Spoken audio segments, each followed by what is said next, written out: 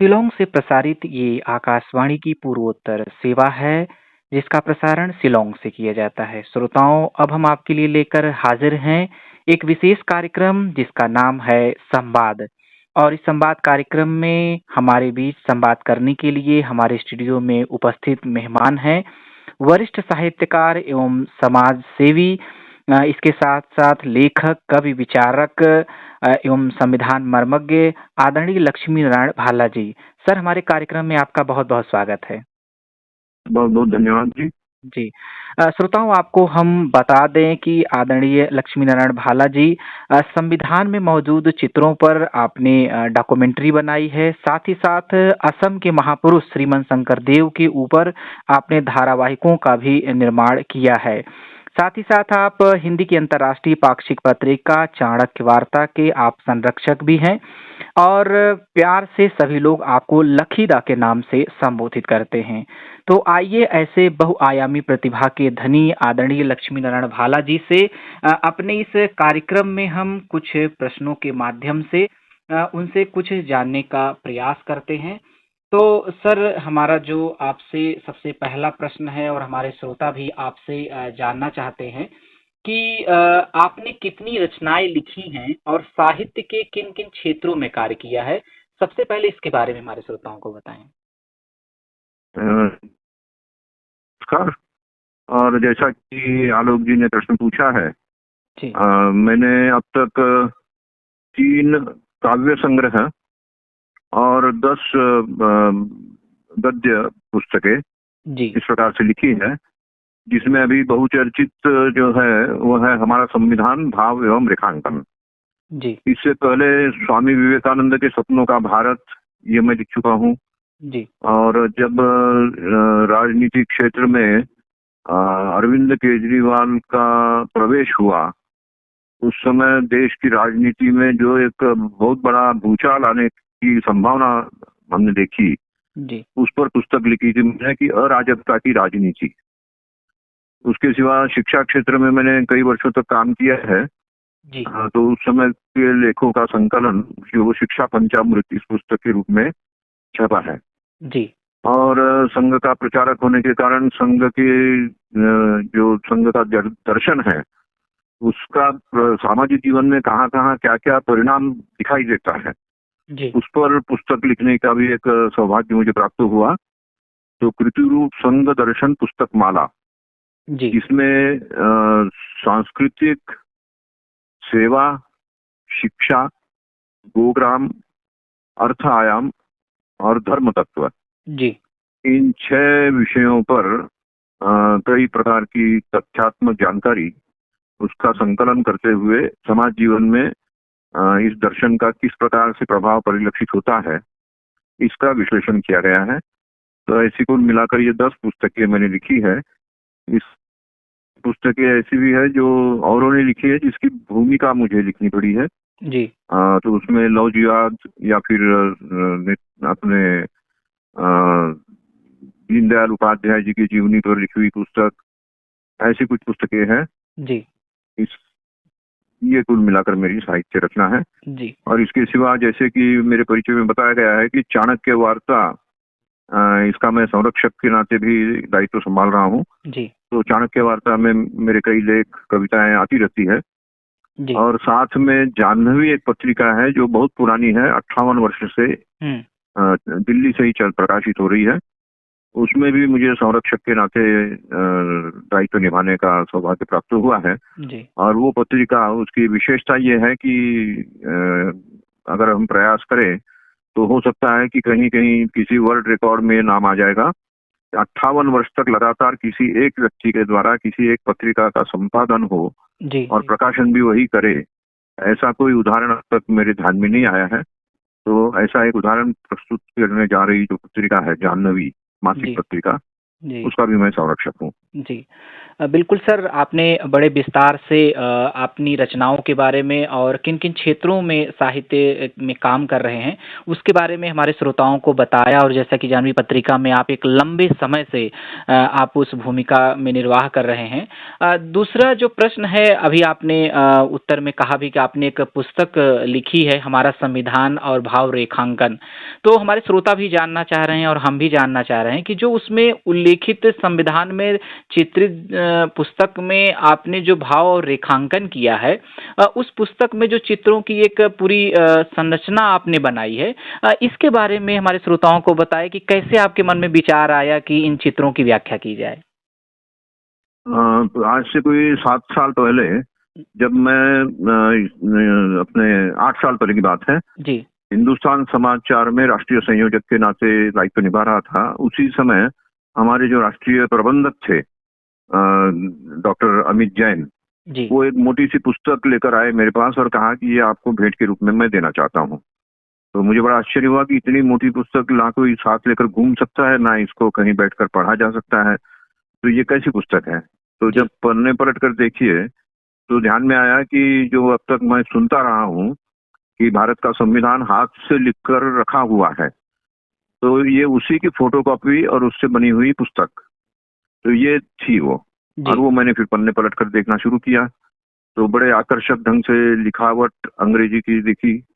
उसके बाद ध्यान में आया कि इसको हिंदी में अनुवाद करके हिंदी में भी लिखवाया गया है, तो बाद में हिंदी की भी देखी मैंने। तो ये पत्रिकाएं देखने के बाद ध्यान में आया कि केवल ये हाथ से लिखकर रखी नहीं है, इसको सजाया भी गया है। हर पृष्ठ सजा हुआ है और हर भाग पर, कुल 22 भाग विभाजित है ये संविधान, 22 भागों में। जी तो उन 22 भागों पर कहीं एक कहीं दो इस प्रकार से चित्र भी अंकित किए गए हैं। तो ये चित्र बनाए हैं नंदलाल बोस ने। जी इसकी सारी जानकारी जब इकट्ठी की तो ध्यान में आया कि नंदलाल बोस ने जो चित्र बनाए हैं वो निश्चित रूप से कुछ न कुछ सोच कर बनाए होंगे। जी कोई भी चित्रकार, मैं स्वयं भी एक चित्रकार होने के कारण जी ये ध्यान में आया कि कोई भी चित्रकार बिना सोचे और बिना किसी पृष्ठभूमि के कोई चित्र नहीं बनाता है। किसी से अगर कहा जाए कि ये पूजा घर है, यहाँ चित्र बना दो, तो वो उसी पूजा घर के लायक ही चित्र बनाएगा। कोई बेडरूम है, ये शयन कक्ष है, तो शयन कक्ष के लायक चित्र बनेगा। फिर कोई बैठक कक्ष है तो बैठक कक्ष के लायक चित्र बनेगा। अन्नपूर्णा का चित्र रसोई घर में लगेगा।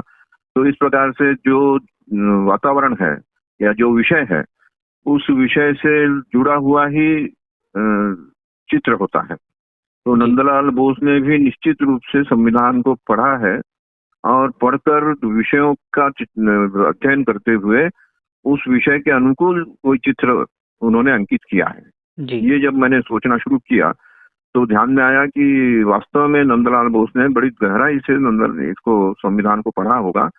इसीलिए वो हर चित्र जो है वो या तो संविधान के उस विषय का उद्गम दर्शाता है, या इस विषय का अगर क्रियान्वयन हुआ तो उसके क्या परिणाम होंगे ये दर्शाता है। तो या तो वो उद्गम या उसका परिणाम, ये दर्शाने वाले वो चित्र हैं।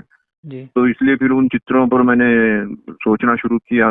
तो फिर हमारे अमित जैन जी जो है वो इस बीच चाणक्य वार्ता पत्रिका प्रारंभ कर चुके थे और मेरा भी दायित्व बदल गया था। मुझे वो कृति रूप संघ दर्शन पुस्तक माला लिखने का काम मिल गया था। तो इस प्रकार से लेखन के काम में मैं अधिक समय देने लगा और उसी का परिणाम ये हुआ कि हर 15 दिन में एक लेख लिखकर मैंने चाणक्य वार्ता में छपने के लिए दिया। और फिर पाठकों की ओर से मांग आई कि इसको तो पुस्तक के रूप में छापा जाना चाहिए, बहुत मौलिक चीज है। अतः फिर उसको पुस्तक के रूप में छापा। पुस्तक के रूप में छपने के बाद जब बात आई कि इसे संविधान का कोई ज्ञाता, संविधान पर जिन्होंने काम किया है, ऐसे किसी व्यक्ति से इसकी भूमिका लिखवाई जाए तो अच्छा रहेगा। और इसलिए फिर हम डॉक्टर सुभाष कश्यप उनके पास गए और उन्होंने भी सारी बातें सुनने के बाद शुरू में तो उन्होंने यही कहा कि चित्रों पर क्या लिखना है, वो तो डेकोरेटिव पीस है। तो मेरे मन में भी जो कई प्रकार के प्रश्न थे कि इनको इतने दिनों तक किसी ने छिपा कर रखा है, किसी ने छपने नहीं दिया है, ऐसी कई प्रकार की बातें थी। तो ध्यान में आया कि नहीं, इसको केवल श्रद्धा की दृष्टि से देखा गया है और इसलिए संविधान को सजा कर रखा है तो उसको छेड़ना नहीं है, ऐसा कहकर उसको सजा कर रख दिया गया था, सुरक्षित रखा है। लेकिन जब ये लिखना शुरू किया मैंने और इसमें से जो बात निकली, वो जब बात मैंने उनको बताई जी कि नंदलाल बोस ने बहुत सोच समझकर चित्रों का अंकन किया है, और एक एक चित्रों की जब मैंने व्याख्या उनके सामने रखी तो बड़े प्रभावित हुए और कहने लगे कि इतनी गहराई से उन्होंने सोचा होगा, ये तो हमने आज तक सोचा ही नहीं था। सोचा ही नहीं। जी तो ये तो बहुत अच्छी बात है, ये तो लिखा जाना चाहिए। और फिर उन्होंने उसकी भूमिका लिखी जी और उसमें उन्होंने बड़े साफ शब्दों में पहले ही वाक्य में ये कह दिया कि ये संविधान पर लिखने वालों की बिरादरी में लक्ष्मी नारायण भाला का मैं स्वागत करता हूँ। जी जी तो इस जी प्रकार से उनको जब इसकी ये संतुष्टि हुई जी कि चित्रों की जो व्याख्या की गई है वो सही परिप्रेक्ष्य में की गई है, की गई। तो उस समय का एक प्रसंग और मजेदार प्रसंग है जी कि जब मैंने कहा कि नंदलाल बोस भी आखिर एक मनुष्य है, जी तो मनुष्य के हाथ से गलतियां होती रहती है, उनके भी हाथ से एक गलती हुई है। तो चौंक गए, बोले क्या गलती हुई है? मैंने कहा एक गलती ये हुई है कि 12वें पृष्ठ पर, माने 12वें भाग पर, जहाँ आर्थिक लेन देन और जिसमें राज्य और केंद्र इनके अंदर की शुचिता, ट्रांसपेरेंसी, पारदर्शिता, ये कैसी होनी चाहिए इसका जिसमें वर्णन किया गया है, उसमें शुभ का संकेत इस रूप में स्वस्तिक का चित्र उन्होंने चयनित किया। जी और आनंद का प्रतीक, अर्थ आनंद भी देता है, तो आनंद के प्रतीक के रूप में नटराज का चित्र चयनित किया। इसको फिर चित्रों को बनाया, लिखा, मैंने अंकित किया गया, फिर उसका साँचा बनाया गया जी और उस साँचे को दोनों जगह हिंदी और अंग्रेजी में छापा गया। जी तो ये जो काम किया है, ये करते समय थोड़ी असावधानी ये हुई है कि उन्होंने साँचा जो बनवाया वो सीधा स्वस्तिक जो है उसी का साँचा बन गया, इसलिए जब वो छापा गया तो वो उल्टा हो गया, उल्टा हो गया। तो जी स्वस्तिक उल्टा हो गया। जी और नटराज का चित्र जो है वो 3x8 इंच की जगह तय की गई थी, जो कि आड़ी होनी चाहिए, लेकिन बनाने वाले ने उसको खड़ी रूप में कर दिया। कर दिए। तो खड़ी होने के कारण वो 3x8 में बैठ नहीं मिल रहा था, तो उसको थोड़ा इधर उधर करके जब बैठाया गया तो वो थोड़ा खंडित हो गया, बाहर की ओर चला गया, जी फ्रेम के बाहर, फ्रेम से बाहर। तो इसलिए नटराज खंडित हो गए और स्वस्तिक उल्टा हो गया, जो जी कि दोनों भी अशुभ माना जाता है। तो ये अशुभ चिन्ह लग गए हैं। ये जब मैंने उनसे कहा तो पहले तो उनको विश्वास नहीं हुआ कि ऐसे कैसे हो सकता है, इतनी बड़ी गलती कोई करेगा। जी मैंने कहा मनुष्य है, आखिर गलतियां होती है, हो जाती है, ये हो गई उनके हाथ से। नहीं, बोले मुझे दिखाइए।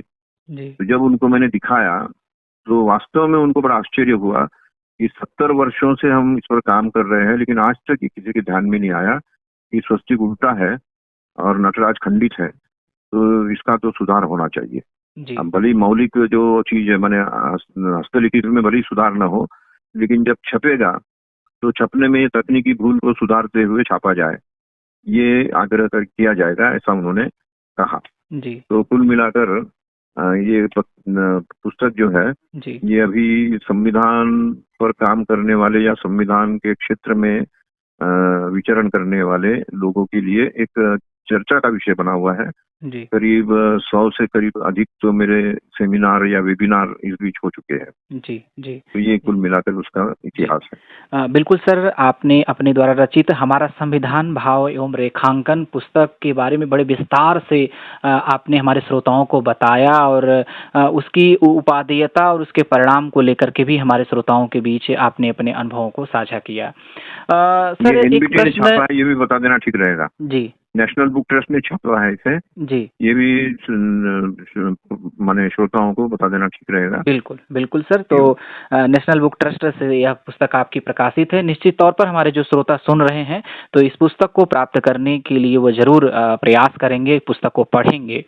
सर आपने अभी एक जिक्र किया और एक प्रश्न के माध्यम से हम जोड़ करके आपसे जानना भी चाहते हैं कि आप एक कवि भी हैं और कविता करने की हम जानना चाह रहे थे कि आपको प्रेरणा जो है वो कहाँ से मिली है और आज के समय में आप कविता के महत्व को किस रूप में देखते हैं या उसे कितना जरूरी समझते हैं। एक कवि होने के नाते आप इस पर क्या अपने विचार देना चाहेंगे? ऐसा है कि अब मुझे अपने बचपन की बातें याद आने लगी हैं। जी बचपन में मैं अपने घर में जैसे आरती होती है जी तो शाम के समय सब लोग घर के पर तो एक भजन, 2-3 प्रकार के भजन अक्सर गाया करते थे, जो कईयों को याद भी रहते थे। जी तो एक भजन उसमें था, पालना में झूले गजानन पालना में झूले। क्या बात है। जी एक दिन ऐसा हुआ कि ये भजन गाते गाते मेरी माता जी और बड़ी बहन ये कहीं उनका ध्यान भटक गया होगा या कोई बात हुई कोई, तो वो आगे का बोल नहीं पा रहे हैं। जी तो सब मेरी तरफ देखने लगे। तो मैंने झट से कर दिया, आगे का हम तो भूले गजानन पालना में झूले। क्या बात है। तो ये आगे का हम तो भूले, ये जी कहने के बाद जरा हंसी मजाक हुई। और उसके बाद फिर घर के लोगों ने बड़ा मुझे प्रोत्साहित किया, वाह तू तो तुकबंदी कर लेता है। जी। तब मेरे ध्यान में आया कि तुकबंदी क्या चीज है, समझ ली जाए। हम्म। तो उसी तुकबंदी की खोज में मैं फिर रेडियो सुनने लगा। रेडियो में गीता, ये बीना का गीत माला आती थी उन दिनों। जी जी तो हर बुधवार को रात में 8 से 9 मैं बीना का गीत माला बड़े ध्यान से सुनता था। जी और उन गीतों को सुन सुनकर तुकबंदी की एक आदत सी हो गई। जी और उसके बाद फिर एक बार ऐसे ही हुआ कि रास्ते चलते किसी से टकरा गया। तो उसने जो आमतौर पर 2 गालियां दी जाती है, वो 2 गालियां मुझे दे दी जी जी। कि साले गधे दिखाई नहीं देता। हम्म। तो घर जाने के बाद मैंने उस पर भी तुकबंदी करनी शुरू कर दी कि जी क्या साले बात कहो, गधे भी कह दो, कुछ भी कह दो यार, यार। साला बना हजारों का तो जी बहने पाई हजार। क्या बात है। जी बीच गधों के गधा रहे और इंसान बीच इंसान, मैं हूँ हरदम बीच आपके, कहो कौन हूँ यार। यार। तो इस तरह से तुकबंदी करके मेरी पहली रचना मैं इसको करता हूँ। जी ये मेरी पहली कविता थी। जी जी और जी उसके बाद फिर कई प्रकार के विचार मन में आते थे, तो उसको काव्यबद्ध करना, तुकबंदी से जोड़ना, ये मैं करने लगा। जी तो इसमें फिर एक और कई प्रकार की कविताएं लिखी। विशेषकर संघ में होने के कारण जी देश प्रेम की बातें ही अधिकतर उसमें आती रही है स्वाभाविक जी रूप से। जी लेकिन एक फिर तुकबंदी वाली बात ऐसी आई, माने तुकबंदी वाली कविता नहीं है, जी लेकिन जिससे भी मिलता वो कहता है कि भाई बड़ा व्यस्त हूँ। हम्म। और मैं भी अपने आप को व्यस्त पाता था जी कि मैं भी व्यस्त हो रहा हूँ। हम्म। तो इसी व्यस्तता को लेकर एक कविता बन गई जी कि इन दिनों मैं व्यस्त हूँ, मैं ही नहीं परिचित सभी कहते यही मैं व्यस्त हूँ। व्यस्त हूँ। क्या बात। नियमित समय पर जागना सोना कभी मैं कर नहीं पाता, जी क्योंकि मैं व्यस्त हूँ। जी क्या बात। अखबार पर नजरें घुमा लेता हूँ मैं, पर पढ़ नहीं पाता, जी क्योंकि मैं व्यस्त हूँ। व्यस्त हूँ। क्या स्वाध्याय बात। की इच्छा अधूरी रह गई, पर क्या करूँ, बहुत ही व्यस्त हूँ। व्यस्त हूँ।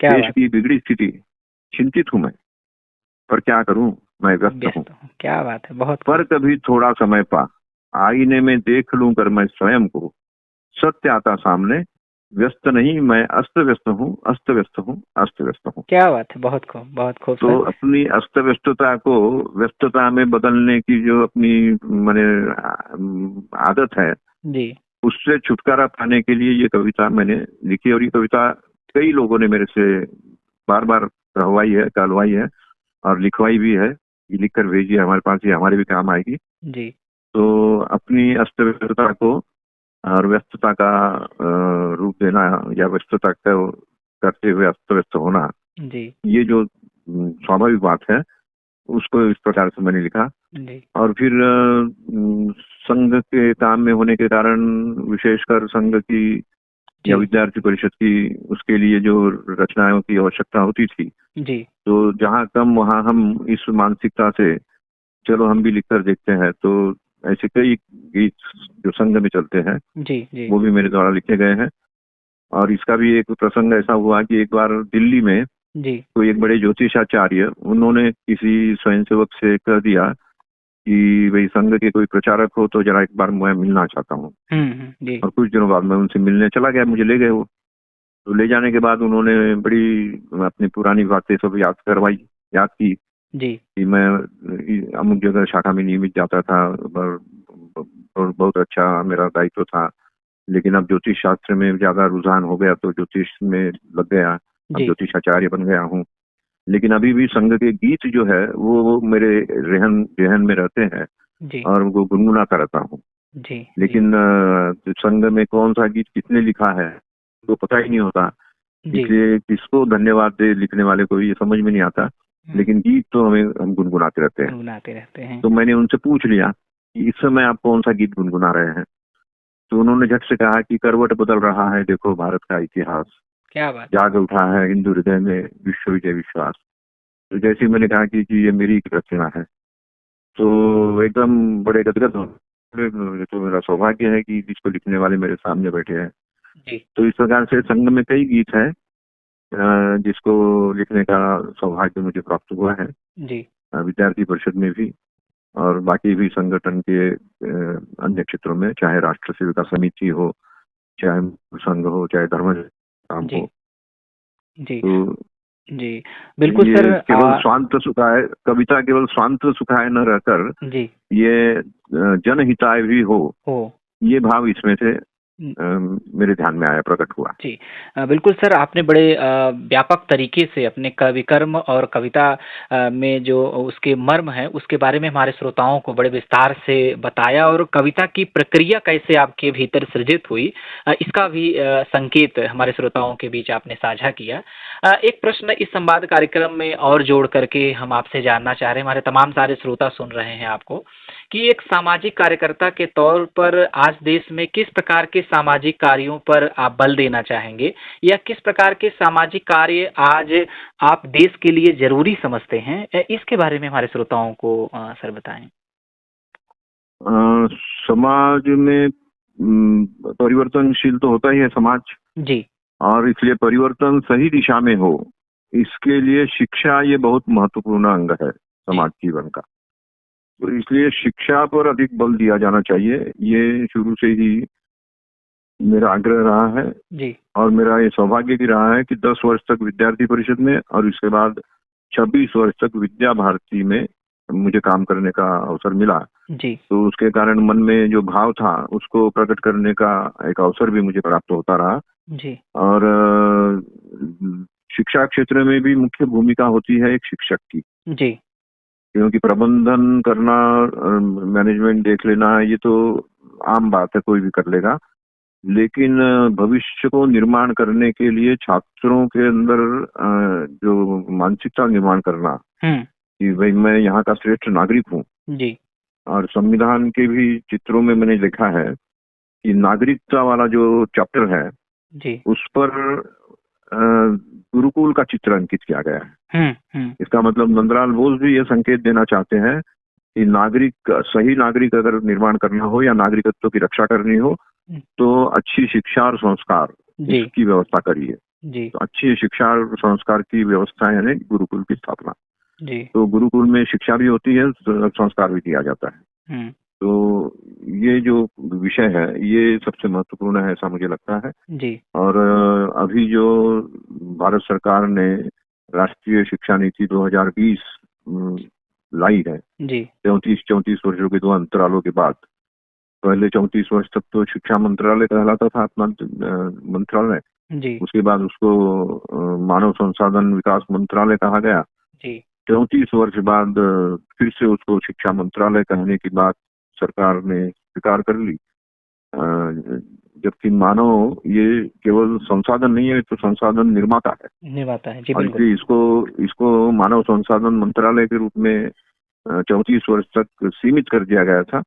उस सीमा को तोड़कर फिर से इसको शिक्षा मंत्रालय के रूप में लाते हुए जो नया फार्मूला दिया गया है 5+3+3+4, तो ये मनोवैज्ञानिक तरीके से, मनोवैज्ञानिक ढंग से मानव स्वभाव के अनुकूल है। पहले 5 वर्ष उसको स्नेह का वातावरण मिलना चाहिए, घर में तो 3 वर्ष तक मिलेगा ही, उसके बाद 5 वर्ष वो विद्यालय में रहेगा। तो उसको 3 और 2 ऐसे 2 हिस्सों में बांटा है।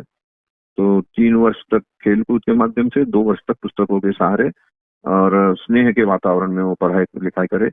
उसके बाद वो बालक अवस्था में आ जाता है, तो बालक जो थोड़ा चंचल हो जाता है, चंचलता के लिए कहा गया है कि उसको एक्टिविटीज बेस्ड एजुकेशन होना चाहिए, अर्थात क्रिया आधारित शिक्षा हो। फिर उसके बाद उसके अंदर एक किशोर अवस्था आ जाती है। किशोर अवस्था जीवन के सबसे नाजुक अवस्था है और ये 3-4 वर्षों की होती है, केवल 12 वर्ष से 16 वर्ष तक के बीच। तो इन 3-4 वर्षों में योग शिक्षा ये ज्यादा महत्वपूर्ण है, क्योंकि किशोर अवस्था एक ऐसी अवस्था है कि जिस समय हम अपने आप को, अपनी पहचान को जानने लगते हैं कि मैं मनुष्य हूँ, यानी स्त्री हूँ या पुरुष हूँ। और उसी प्रकार से अवयवों का विकास होता है, उसी प्रकार से उसके कारण आने वाले विकारों का भी विकास होता है।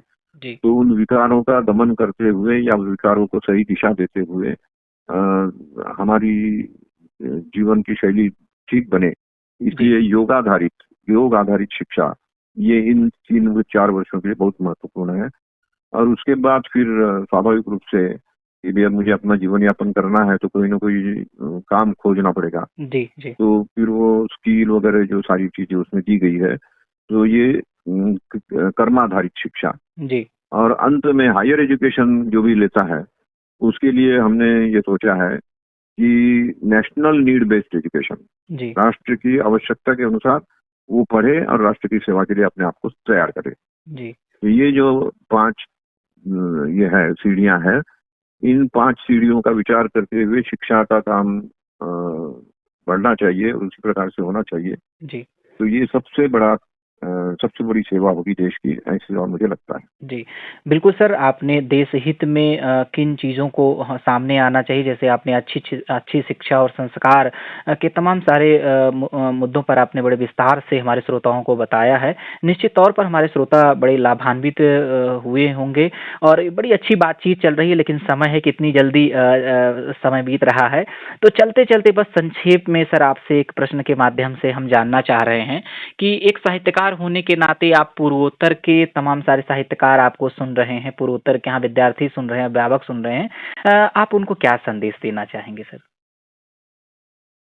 पूर्वोत्तर भारत का बहुत ही एक प्रकार से सेंसिटिव जिसको कहा जाए, जी, संवेदनशील इस प्रकार का क्षेत्र है, क्योंकि छोटे-छोटे राज्यों में, छोटी-छोटी पहाड़ियों में बटा हुआ होने के कारण और कई प्रकार की बोलियां, कई प्रकार की भाषाएं, इनको समेटते हुए सबको साथ लेकर चलना, ये अपने आप में एक बहुत बड़ी चुनौती है। जी, लेकिन जैसा कि अरुणाचल प्रदेश ने अपने आप को हिंदी भाषी माना है और उसी प्रकार से बाकी राज्य भी अपने आप को हिंदी भाषी माने, अरुणाचल के रास्ते पर ही चले, जी, तो एक ये बहुत बड़ी बात होगी, ऐसा मुझे लगता है। जी, और इसके लिए फिर हिंदी साहित्य का सृजन और अपने अपने स्थान पर अपने अपने बोलियों में या भाषा में होने वाला साहित्य, उसका भी सृजन ये भी होता रहना चाहिए। और एक बात मैं जरूर कहना चाहूंगा जी। कि आम तौर पर हम बड़े सहज ढंग से कह देते हैं कि हम धर्मनिरपेक्ष हैं, जो जी, कि कभी हो नहीं सकता। जी, क्योंकि धर्म यानी क्या है, तो प्रकृति प्रदत्त कर्म ही तो धर्म है। हुँ, प्रकृति ने मुझे मनुष्य के रूप में भेजा है इस धरती पर, तो मुझे मनुष्य का धर्म निभाना है। किसी को बीज बनाकर भेजा है तो वो बीज का धर्म निभाता है, पेड़ बनता है, फल देता है। जी, फिर किसी को पक्षी बनाकर भेजा है तो वो पक्षी का काम करता है, वो पक्षी का धर्म निभाता है। पशु का धर्म निभाता है। पशुओं में भी सब अलग अलग है। मनुष्य में भी, मनुष्य जब तक बच्चा है तब तक वो पुत्र धर्म निभा रहा है। बड़ा होने के बाद जब वो खुद पिता बन जाता है तो वो पितृ धर्म निभाता है। तो उससे पहले पति पत्नी अपना अपना धर्म निभाते हैं। तो धर्म की व्याख्या ये केवल पूजा पाठ तक सीमित नहीं है। जी, पूजा पाठ तो केवल एक कर्म कांड है जी, और वो किसी एक पंथ विशेष को लेकर और धर्म को निभाने के लिए एक साधन मात्र है केवल। जी, तो इसलिए हम पंथ निरपेक्ष है, सभी पंथों का समादर करते हैं, लेकिन धर्म निरपेक्ष हो नहीं सकते। जी, पंथ निरपेक्ष होना ही हमारा धर्म है। धर्म है, बिल्कुल। इस रूप में मैं इसको मानता हूँ। जी, और इसलिए जो भी साहित्यकार है वो इस बड़े सहज रूप से जो गलती हो रही है, जो कि नंदलाल बोस की भी जो गलती हुई कि उनके गलती से उल्टा स्वस्तिक छप गया छप गया था। और ये नटराज खंडित हो गए, जी, तो उसी तरह से हमारे भी द्वारा सेक्युलर शब्द का गलत ट्रांसलेशन ना हो, नो, गलत अनुवाद ना हो। हम अपने आप को पंथ निरपेक्ष कहें, धर्म निरपेक्ष नहीं। जी, और दूसरी बात यह है कि पंथ निरपेक्ष होना ही वास्तव में संविधान में भी लिखा है। हुँ, सेक्युलर का जो अनुवाद किया गया है हिंदी में, वो पंथ निरपेक्ष ही कहा गया है। जी, और संविधान में एक और स्थान पर सेक्युलर शब्द आता है, जिसके बारे में आमतौर पर लोग कहते हैं कि इंदिरा गांधी ने सेक्युलर शब्द 42वें संशोधन के माध्यम से इसमें प्रीएम्बल में, जी, प्राक्कसन में डाल दिया है। तो ये तो बात ठीक है, लेकिन सेक्युलर शब्द इससे पहले भी संविधान में था और वो 44वें अनुच्छेद में उसका उल्लेख किया गया है। जी, 24-25 ये जो है अनुच्छेद, उसमें ये कहा गया है कि हम सेक्युलर एक्टिविटीज करेंगे। जी, तो सेक्युलर एक्टिविटीज का वहाँ अर्थ जो दिया है, अनुवाद जो दिया है, वो कहा है लौकिक क्रियाकलाप। हम्म। तो सेक्युलर यानी लौकिक, जो अलौकिक नहीं है, जी मनुष्य के द्वारा लौकिक रूप में जो स्वाभाविक गतिविधि होती है, तो उसी को सेक्युलर कहा गया है। जी इसलिए सेक्युलर ये धर्मनिरपेक्ष नहीं, पंथ निरपेक्ष है। इसका आग्रह करते हुए हम साहित्यकार इसको लिखेंगे। लिखेंगे। तो ये जो भ्रम फैला जा रहा है सब जगह, जी और पूजा पाठ को भी धर्म माना जाने लगा है, तो उससे देश को हम बचा सकते हैं। जी बिल्कुल सर। सर बहुत बहुत धन्यवाद, आप हमारे स्टूडियो में आए और इस संवाद कार्यक्रम में आपने अपने अनुभव और विचारों को हमारे श्रोताओं के बीच साझा किया। आपका बहुत बहुत धन्यवाद सर। धन्यवाद सबको, नमस्कार जी। जी श्रोताओं, अभी आप सुन रहे थे कार्यक्रम संवाद, और आज इस संवाद कार्यक्रम में हमारे स्टूडियो में उपस्थित थे लेखक, कवि, विचारक और सामाजिक कार्यकर्ता एवं संविधान मर्मज्ञ आदरणीय लक्ष्मी नारायण